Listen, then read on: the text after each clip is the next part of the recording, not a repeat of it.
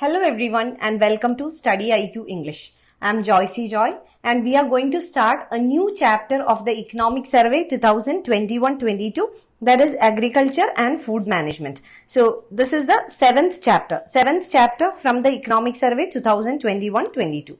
Let's get started.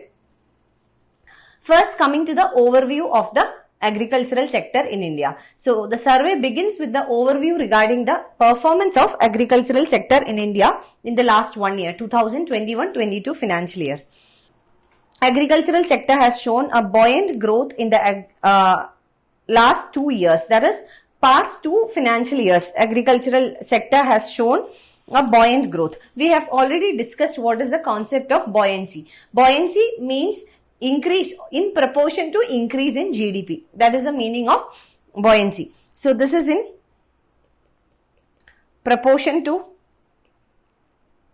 increase in GDP.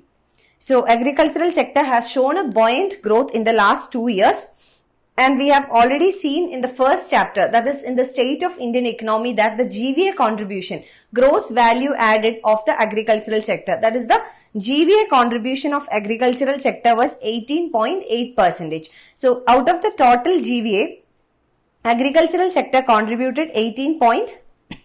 GVA is gross value added, and agricultural sector has also shown a 3.9% growth, that is GDP growth rate.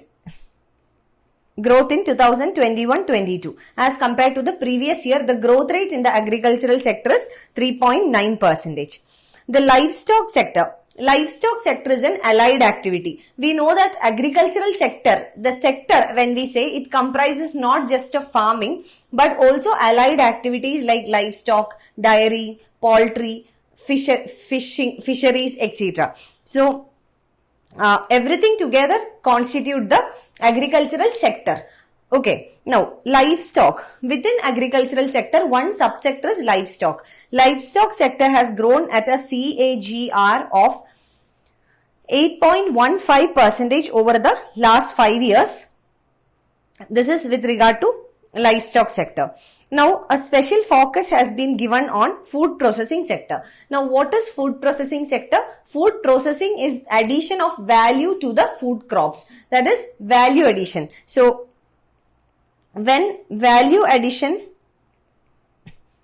is made on agricultural commodities or on the output of agricultural commodity, we call it as food processing. It is a process of adding value to the agricultural output.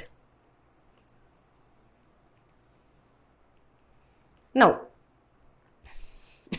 government has given a focus on food processing sector. Food processing sector as such needs to be discussed in detail. We will be taking a food processing sector for sure in very detail. Okay, so that is food processing sector. Now, this is a very important topic for mains examination as well. So, very important topic as such. The government has extended the coverage of food security network through additional provisions like the PMGKY.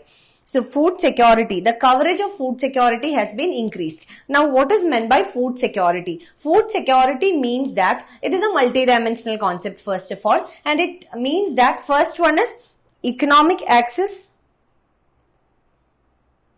and second one is physical access. Only if we can provide both these, economic access as well as physical access, we can say that there is food security. Economic access means affordability. This refers to affordability. Physical access means accessibility.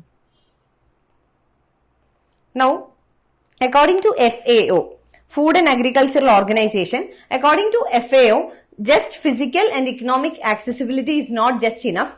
Merely availability of food at affordable rates is not enough to ensure food security. Rather, FAO, Food and Agricultural Organization, suggests that the food that is available should also be able to meet the nutritional requirement of the people. So, what more is required is nutritional sufficiency. The available food should also be able to ensure that it meets the nutritional demand of the population. So three things we can say: affordability, accessibility, and third is nutritional sufficiency. Food security is also a main topic which we will be dealing with in detail. So this is with regard to the overview of this chapter. Let's get started with this chapter, starting with the GVA contribution of agricultural sector. So GVA, it is gross value added. What is the value addition that the agricultural sector has made to the net GVA? So as we said, it is 18.8%. The share of agriculture and allied sector. When we say agricultural sector, it does not just mean farming alone, but also the allied activities, as we have already discussed. Share of agricultural and allied sector in the total GVA, gross value added, is 18.8% in 2021-22. Okay, this is financial year 2021-22. In this financial year, the share of agricultural sector towards the GVA of the country is 18.8%. The Committee on Doubling Farmers' Income, which was appointed by the government and gave its report in 2018, considers dairying, livestock, poultry, fisheries and horticulture as engines of high growth. So from this, what is understood is that one of the major targets of the government is to double the farmers' income. And in achieving this target of doubling farmers' income, one major role can be played by this allied activities. That is, the allied activities which are related to the agricultural sector. That is, agricultural allied activities have the capacity and also have the potential and capacity of ensuring high growth rates, especially within the agricultural sector and overall growth of the economy. So you can use this point also. The Committee on Doubling Farmers' Income has also suggested this, that the allied activities along with agriculture has the capacity of ensuring high growth rates in agricultural sector and outside the sector. Public investment has remained stable between 2 to 3% over the years. The private investment has fluctuated. This is regarding investment.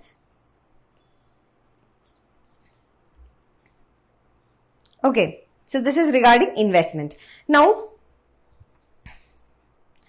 we know that investment can take place in two forms. One is public investment, that is government investment. Another one is private investment. So there are two types of investment, government as well as private. So government investment is what we call as public investment. Public investment has remained stable, which means over the past few years, government investment has been almost stable and it is between the range of 2 to 3%. Whereas private investment has fluctuated. In some years it was high, in some years it was low. So it has fluctuated over the years. There should be a focused and targeted approach to ensure higher public and private investment in the sector. So this is a suggestion given by the survey. This is the recommendation of the survey, that there should be a high focus and also there should be a targeted approach to ensure high public and private investment in this sector. Both the government as well as the private investment in this sector should improve to achieve higher rates of growth. Next, we are coming to agricultural production in India. We will see each subsectors. Total food grain production in the country is estimated at a record of 308.65 million tons. So this is the total food grain production expected in the country, 308.65 million tons. Now coming to edible oils. Why edible oils is an important commodity within the food grains or food crops is that one of the major components of our food imports is edible oil and pulses. So pulses and edible oil, government is giving a special attention because they become a major constituent in the import of food commodities, and government is also trying to achieve a self-sufficiency in case of these food grains.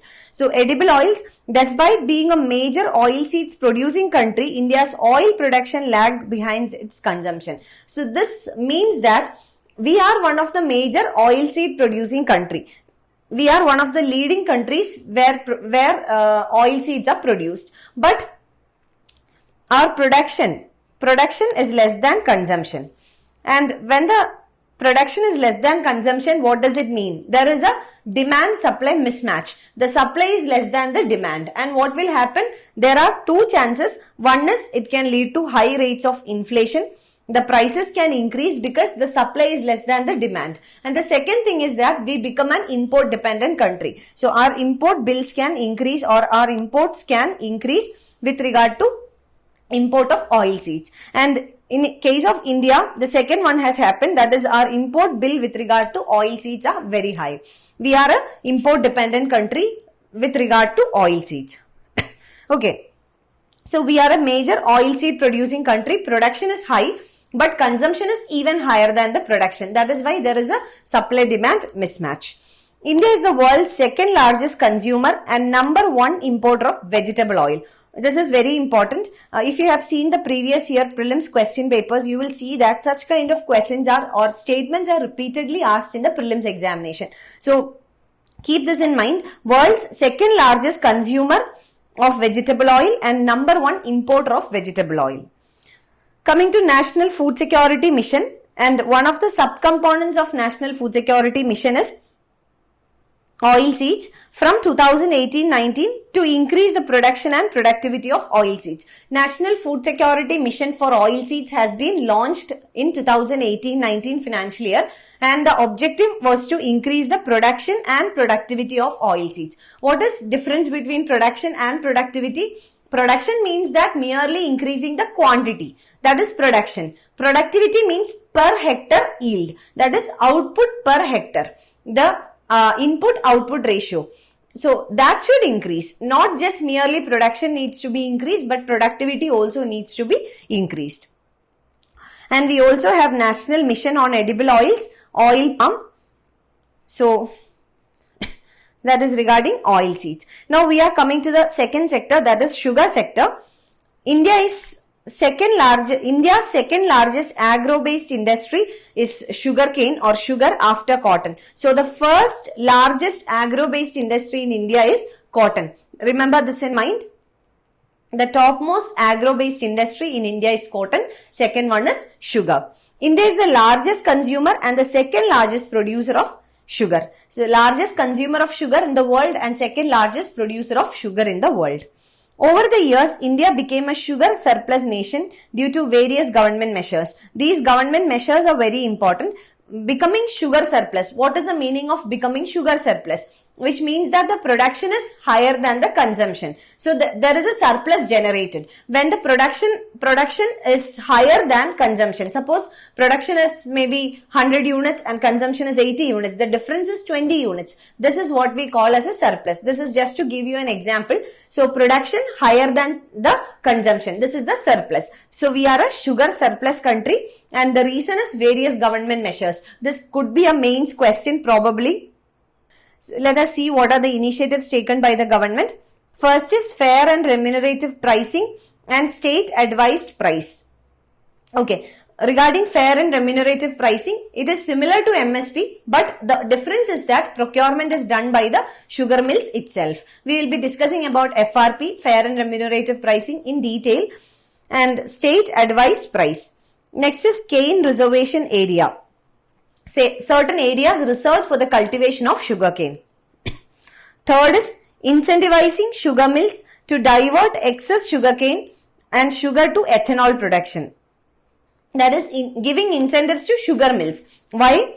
To divert the excess sugarcane. If there is an excess sugarcane or sugar, then it can be diverted for ethanol production. We will be learning about this when we discuss about ethanol mixing or blending, ethanol blending with petroleum products. So we will mark this and keep this aside. We will be discussing about it there. Revenue of about 35,000 crore has been generated by sugar mills and distilleries from the sale of ethanol to oil marketing companies in the past 4 sugar seasons.